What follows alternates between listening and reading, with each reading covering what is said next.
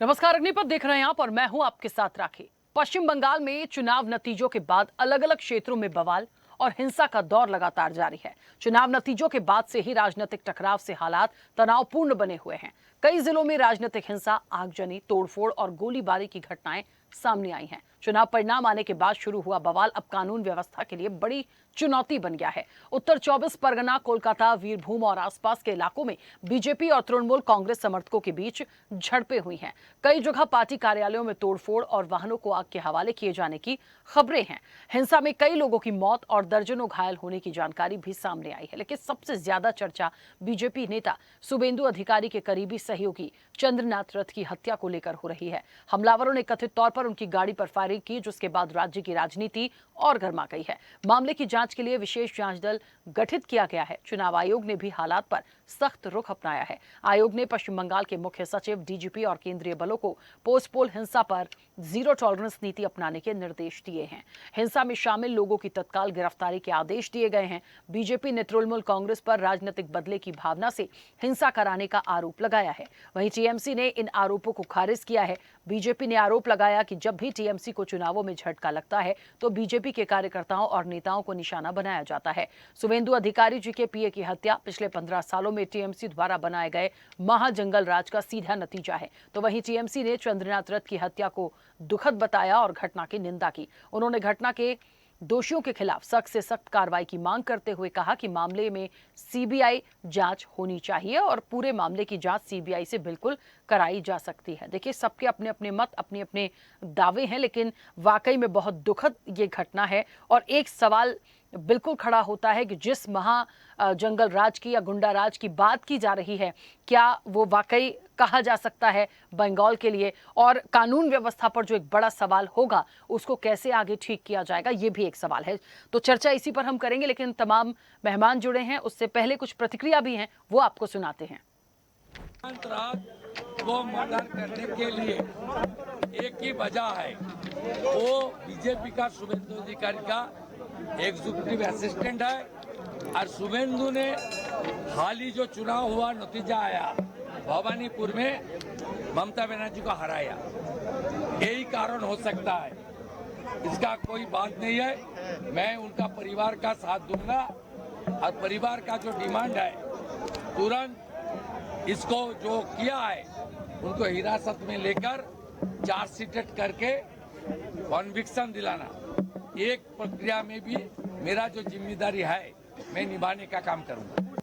ये बहुत ही दुखद घटना है। हम लोग इसको कंडेम करते हैं, ब्रूटल मर्डर ऑफ चंद्रनाथ रथ इन मध्यम ग्राम। इसको हम कंडेम करते हैं। हम चाहते हैं कि इसके बारे में स्ट्रॉन्गेस्ट पॉसिबल एक्शन लिया जाए, including a court monitored CBI investigation. And जो लोग इसके लिए जिम्मेवार है उसको आइडेंटिफाई किया जाए और उसको गिरफ्तार किया जाए विदाउट डिले। ये वायलेंस का कोई जगह नहीं है। We can handle all the challenges. That is not the question. The question is जिस तरह से पॉलिटिकल मर्डर वेस्ट बंगाल में आफ्टर इंडिपेंडेंस होता है, वो तो इट कैनॉट बी टॉलरेबल, तो वो बंद करना पड़ेगा। एंड आई होप दैट कि सरकार बनने के बाद ये भी हम लोगों की एक प्रायोरिटी में। तो बंगाल में बवाल और हिंसा है और कानून व्यवस्था की एक चिंता की बात है। बिल्कुल होगा, लेकिन एक सबसे बड़ा सवाल है कि जो कुछ भी हुआ है, क्या ये सही था, गलत था, क्यों हुआ? क्या वाकई इसके पीछे जो आरोप लगाया जा रहा है वो टीएमसी के गुंडों के द्वारा किया गया है, या फिर कोई और साजिश है, कोई और एक सिनेरियो इसके पीछे है? क्योंकि टीएमसी भी कह रही है कि दुखद घटना है और इस पूरे मामले में एक बड़ी कार्रवाई होनी चाहिए। देखिए, सब अपनी अपनी बात रख रहे हैं, लेकिन जाने वाला चला गया, क्योंकि बहुत एक्टिव थे, शुभेंदु अधिकारी के पीए थे और बहुत लंबे वर्षों से उनके साथ काम कर रहे थे। तो इस तरीके से आफ्टर रिजल्ट बंगाल में यदि ये सिनेरियो आया और लगातार हम देख रहे हैं कि जब से नतीजे आए हैं ये हिंसा जारी ही है, तो सवाल तो खड़ा होता है। और कैसे इन सब चीजों से बाहर निकला जाएगा? क्या ऐसा एक कहते हैं ना कि एक ऐसी कोई चीज सेट की जाए ताकि बंगाल से ये सारी चीजें बाहर हो। हम सीधे चर्चा पर चलेंगे। तमाम मेहमान जुड़े हैं, सबसे पहले आपका परिचय करा दें। भारतीय जनता पार्टी का पक्ष रखेंगे नवीन मिश्रा। नवीन जी, बहुत स्वागत चर्चा में जुड़ने के लिए। कांग्रेस का पक्ष रखेंगी कुंडरू पुष्पलीला, उनका भी स्वागत है, आपसे कुछ देर में जुड़ेंगी। वरिष्ठ पत्रकार डॉक्टर इंदुकांत दीक्षित भी आपसे कुछ देर में हमारे साथ होंगे, उनका भी स्वागत है। नवीन जी, मुझे सुन पा रहे हैं? जी नमस्कार, सुन पा रहा हूँ। जी नमस्कार। नवीन जी, जो कुछ भी हुआ बहुत दुखद है और लगातार जिस दिन से नतीजे आए हैं उसके बाद से ये हिंसा जो है वो चलती चली जा रही है। देखिए, ये बात सच है, जब तक सरकार शपथ नहीं लेती, एक नई सरकार आ नहीं जाती, तब तक बहुत सारे सिनेरियो हैं, बहुत सारे काम हैं, लेकिन ये एक बहुत दुखद और बहुत बड़ा एक क्वेश्चन मार्क लगाता है कि शुभेंदु अधिकारी जो खुद ममता बनर्जी को हरा कर आए हैं और उनके पीए जो लंबे समय से उनके साथ काम कर रहे थे, उनकी गोली मारकर हत्या कर देना, ये क्या वाकई एक दिखाने का प्रयास था, कुछ और परसेप्शन बनाने की कोशिश थी? क्योंकि ये वाकई अपने आप में ये जो चीजें हुई है ये बहुत बड़ा सवाल खड़ा करती है और कानून व्यवस्था एक बड़ी चुनौती बनकर आई। राकेश जी, सबसे बड़ी बात है कि अभी चुनाव हारने के बाद भी ममता बनर्जी भवानीपुर से ये समझ नहीं पा रही कि चुनाव हार गई है। चुनाव हार गई है, उनको इस बात का एहसास ही नहीं है। भवानीपुर का चुनाव हारना उनके लिए एक ऐसा दुखद, और वो पूरे जंगल राज को इस ढंग से पूरे राज्य में कायम करना चाह रही है ताकि बंगाल पूरा बदनाम हो, बंगाल का लोकतंत्र वो हो।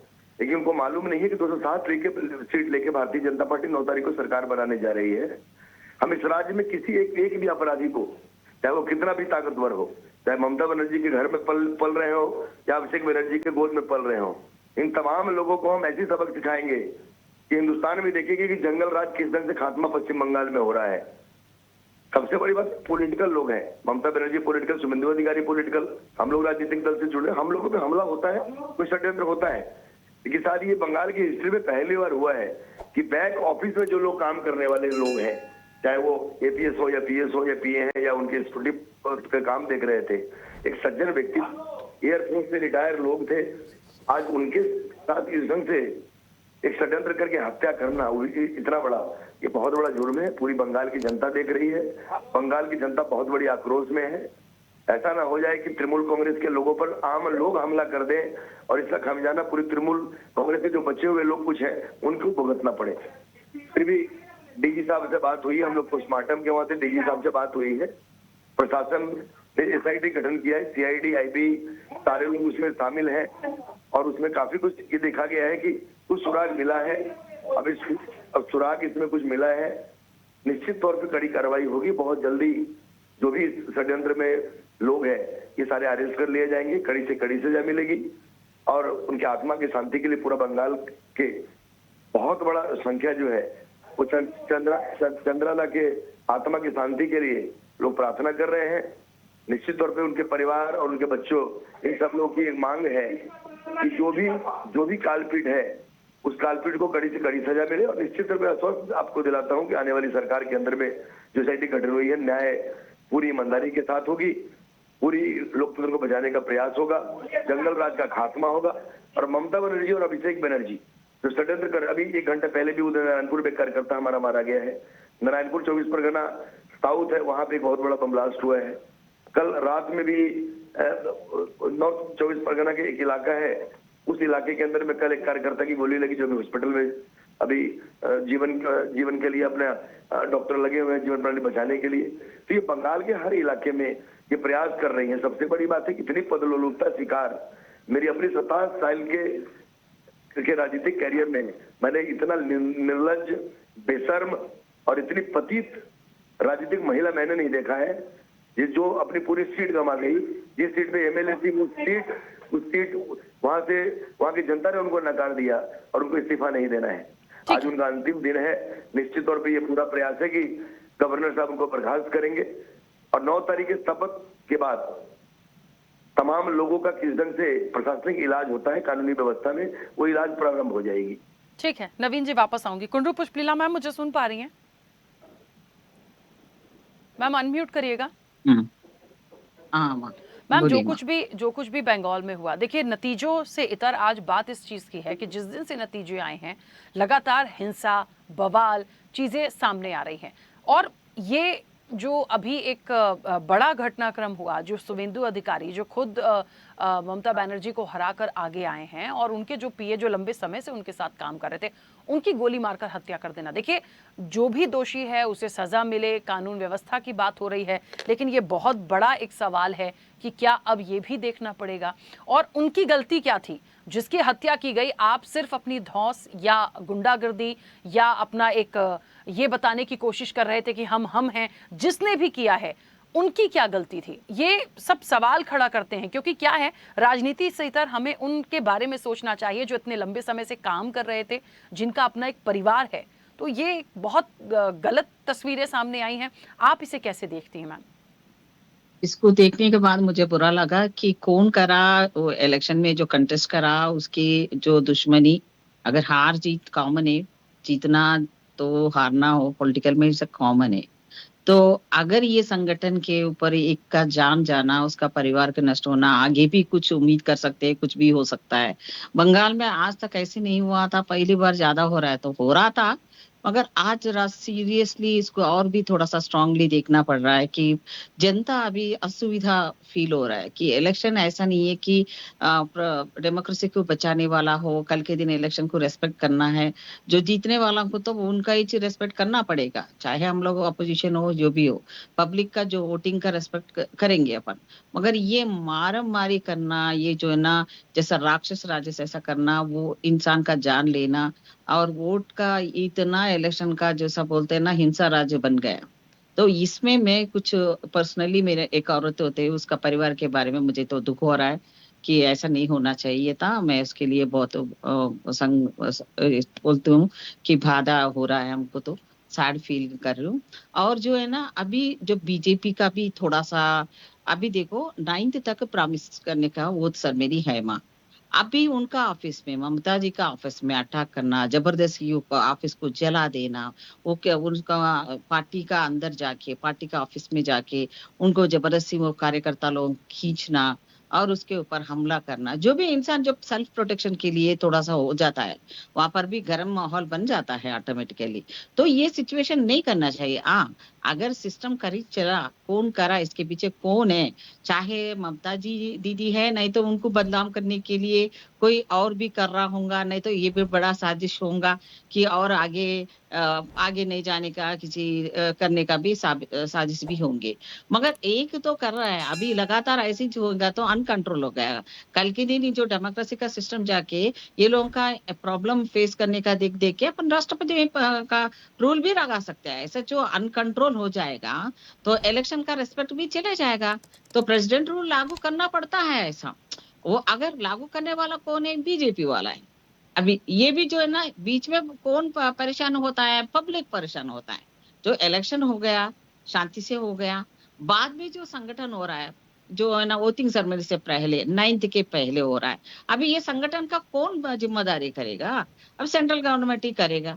अभी सेंट्रल गवर्नमेंट की शांति करना बोलो तो कितना आर्मी को ला सकते हैं, कितना पब्लिक का प्रोटेक्शन ले सकते हैं। ये तो बहुत, मुझे तो लग रहा है इतना आसानी से खत्म नहीं होगा ये।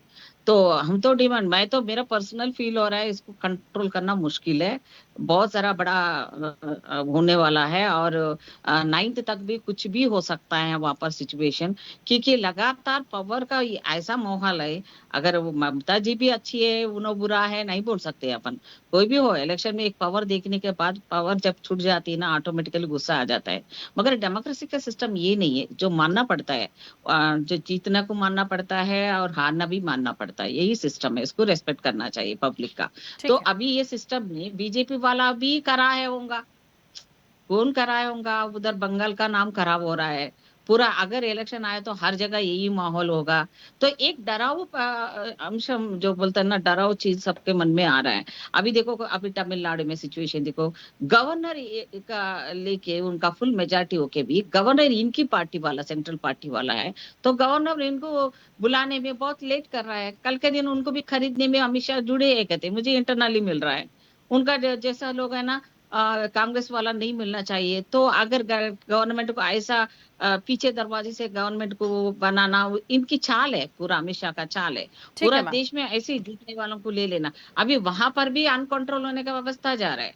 तो यहाँ पर भी तो मैं बोल रहा हूँ ना, अगर बीजेपी शांतिपूर्वक वातावरण में सेरेमनी करने का है, हम वेलकम करेंगे। अगर इनके पीछे ऐसे ही करेंगे, हम तो डिमांड ही करेंगे, पब्लिक को सेव करना है हमारा को, तो डेमोक्रेसी सिस्टम को सेव करना है। तो हमारा पार्टी की तरफ से हमारा लोग जो भी है, अभी जो जितनी पार्टी है अपोजिशन वाला, सब लोग वही बात कर रहे हैं, दीदी को ऐसा कर रहे हैं, ऐसा कर रहे हैं, उनको बहुत परेशानी कर रहे हैं। हमको तो सपोर्ट करना पड़ रहा है। एक तो ऐसा इन लोगों टारगेट करके एक 3 4 हार जाने के बाद एक राष्ट्र वालों को वीक करने के लिए पूरा उनकी हुकूमत चलना बोल के एक साजिश कर रहा है हमेशा मोदी जी। उनकी हाथ है बोल के मैंने मान रू, 100% इनके पीछे बीजेपी वालों का हाथ है। ठीक है, मैं मैं बोल वापस रहा हूँ आऊंगी। ना, ठीक है। अगर इनको अगर आग लगाना है तो ये लोग तमाशा देखने वाले हैं। आग में ये लोग अच्छा जो है ना गर्मी उड़ाने वाला है ये लोग।